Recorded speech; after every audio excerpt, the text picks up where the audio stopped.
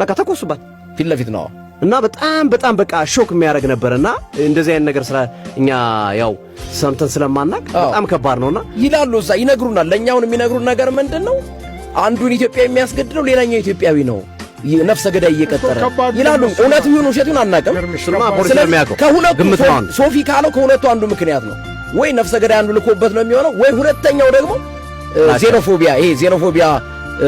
ይውጡልን ከሀገራችን ኢትዮጵያውያንን ብቻ አይደለም ባይዘው ማላዊ ናይጄሪያ ዚምባብዌ አብዛኞቹ ነፍሰ ገዳዮች ዚምባብዌ ናቸው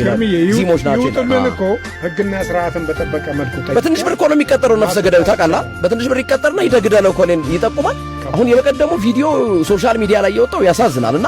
እባካችሁ ደቡብ አፍሪካ ያላችሁ እህት ወንድሞቻችን ለመቼ ነው እስኪ እንደዚህ እውነት ከሆነ እንደዚህ አንዱን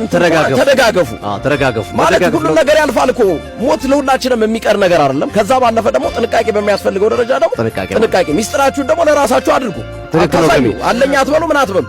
ግርምዬ